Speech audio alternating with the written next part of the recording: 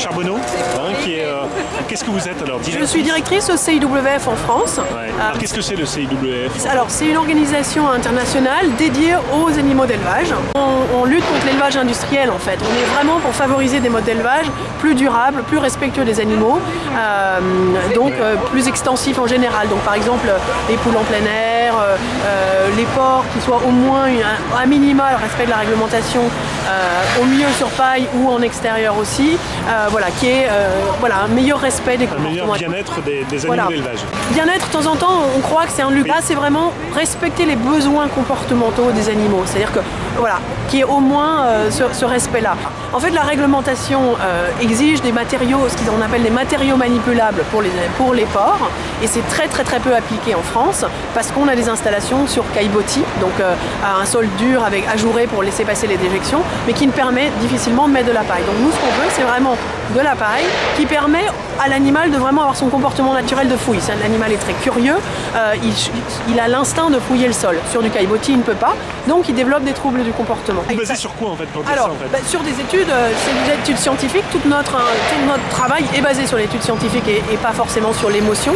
Donc ça, c'est très important et on voit que... Et c'est des études scientifiques, c'est sur lesquelles? D'éthologie, par exemple. Vous avez des références? Oui, des rapports, par exemple, de l'EFSA sur les matériaux manipulables, donc l'autorité sanitaire de sécurité sanitaire des aliments, qui effectivement a étudié différents types de matériaux.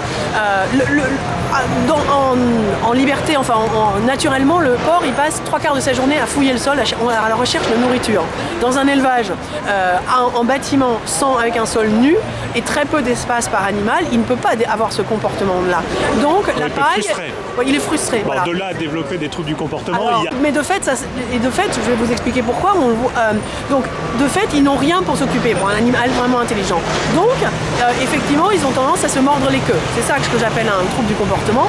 Et donc, pour éviter ces comportements-là, qui sont liés à des conditions d'élevage qui ne leur correspondent pas à leurs besoins comportementaux, eh bien, on coupe en préventif les queues. Mais cette coupe de queue, c'est vraiment parce que les conditions d'élevage ne leur conviennent pas. Ces coupes de queue sont accessoirement interdites de façon systématique. Et on voit en France que elles sont très largement systématiques et qu'il y a très peu de paille.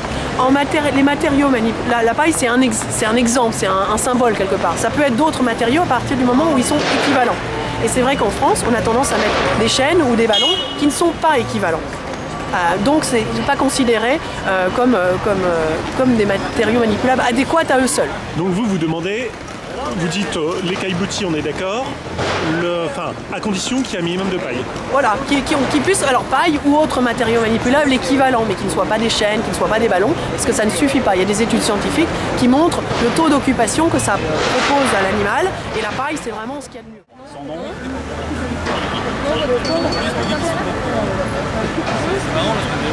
Alors vous venez de signer, Tout à fait. Vous venez de signer pourquoi là? Parce que mes origines sont paysannes et je renie pas mes origines et je connais un peu le problème des porcheries où les cochons ils sont sur des grilles et c'est vrai que ça manque un peu de paille. D'accord. Voilà. Et vous aujourd'hui vous êtes parisien, vous êtes... j'habite Paris. D'accord. Oui. Et vous venez de où? Vos origines c'est quoi? Le Massif Central. Ah d'accord, ok. Donc, et donc vous êtes sensibilisé à ça, à cette problématique? Oui, toujours, je suis resté un peu l'esprit terrien. D'accord. Et aujourd'hui ça vous fait mal Oui, c'est désolant de voir les animaux maltraités. Je pense que... Surtout quand vous avez vécu au milieu d'eux. Quand j'étais enfant, moi j'ai connu des vaches et des cochons. Et vous pensez aujourd'hui que les animaux sont maltraités? Non, pas partout quand même, heureusement, mais c'est vrai qu'il y a des endroits, moi j'ai déjà vu des reportages sur ne serait-ce que les porcheries, ou même les élevages industriels, effectivement, quand on voit les conditions, c'est pas terrible. D'accord, merci beaucoup. Bonne journée. Bonne journée à vous.